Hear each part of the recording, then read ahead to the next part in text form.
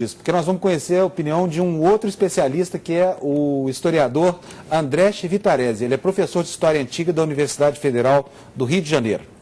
Normalmente, quando a gente pede uma prova concreta, nós esperamos um objeto palpável, não é? A cama, a casa, a roupa. Bom, isso não tem.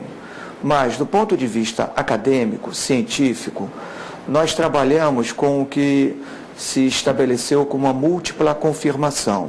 Isso é, quando autores diferentes, que nunca se viram, que nunca se leram, que nunca se encontraram, são capazes de afirmar frases, ditos, ideias exatamente iguais entre eles sobre Jesus. Então, vou dar um exemplo. Paulo, que é o autor mais antigo que nós temos em termos de produtor de cartas, não é? Ele é capaz de registrar, palavra por palavra, o que Jesus disse na última ceia pascal junto dos seus discípulos. Marcos, um evangelista que veio muito depois de Paulo, sem nunca ter lido Paulo, foi capaz de também falar exatamente as mesmas palavras que Jesus disse. Então, há uma argumentação bastante plausível para dizer que Jesus existiu. Muito embora a gente não conheça a sua casa, não conheça a sua cama, não conheça a sua roupa.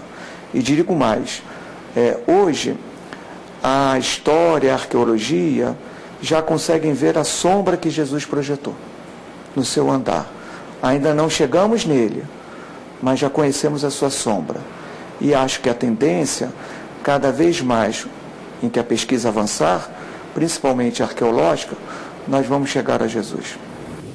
Mas aí, se acharmos, por exemplo, o túmulo de Jesus, como queria um cineasta europeu, acabou o fundamento do cristianismo. Claro. Quer dizer, evidência científica demais pode não. Se achasse o corpo. A ossada, Agora, uma das coisas curiosas, para nós, quando se fala de achar o corpo de Jesus e, portanto, negar o Cristo ressuscitado, é o James Cameron, é o James Cameron, né, que falava disso. Você imagine que, mesmo naquela época, as autoridades judaicas daquele tempo, que queriam se contrapor àquela percepção que Jesus houvera incutido em uma parcela daquela população, se a ressurreição, que é a principal forma de elevar a divindade daquela crença, o quanto que esse túmulo com o cadáver deve ter sido procurado. Ademais, romanos tinham um hábito absolutamente política de Estado.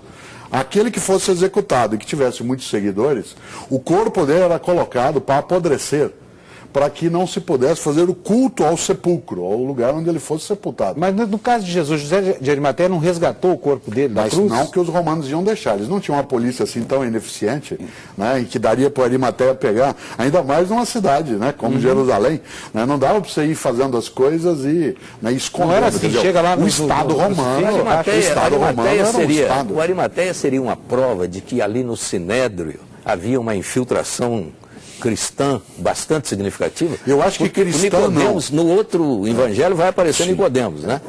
Que eu acho foi que não há um único cristianismo quando ele nasce, assim como não há uma única forma de prática do judaísmo no século I. Se nós olhamos, por exemplo, quando Jesus está na sua atividade, quando Jesus está na sua pregação e na sua vida, se ele está lá, você tem pelo menos 4 grandes grupos judaicos naquele momento de natureza religiosa e política. Os saduceus, os fariseus, os essênios e os zelotes. Quer dizer, esses 4 grupos convivem. E eles não são unívocos, não são o mesmo grupo. É provável que houvesse simpatizantes da ideia de Jesus de Nazaré junto a outros grupos. Jesus era judeu, praticava o judaísmo. Isso, mas há uma hipótese que Jesus teria sido zelote. Então, ele poderia ter sido zelote, que era o inimigo de Roma. A outra que diz que ele foi essênio, por isso que ele foi batizado por João Batista, que João Batista também o seria. Ou que Jesus, ele partilhava de algumas das coisas dos saduceus. Uma das coisas boas, né, é que esse mistério, ele abre muitas interpretações. Não há, do ponto de vista científico, uma única vertente, nem na teologia. Os saduceus não, porque os saduceus não acreditavam na ressurreição. Mas quem disse que todos os judeus acreditavam na ressurreição? Né? Você diz, não, nem todos, é verdade. Né? Mas talvez há ideia, alguns argumentos, que se ele foi saduceu, que a ideia da ressurreição pode ser muito mais compatível com a percepção dos islâmicos sobre Jesus. Porque os islâmicos acreditam que Jesus foi um profeta importante, que ele não era o Cristo e que ele não ressurgiu na prática. Ele foi levado para os céus ainda vivo e outro morreu no lugar dele. Jesus, que os islâmicos chamam de Isa, ele não foi alguém que morreu. Ao contrário, em vida ainda, Deus, isto é, Alá, o levou para os céus. Então, essa múltipla possibilidade. Mas outros personagens bíblicos não considerados portadores da divindade também o foram. Sim, Elias, sim. Sim, tem outros, porque essa ideia de ser arrebatado, de ser levado, ela é muito comum nas religiões do passado.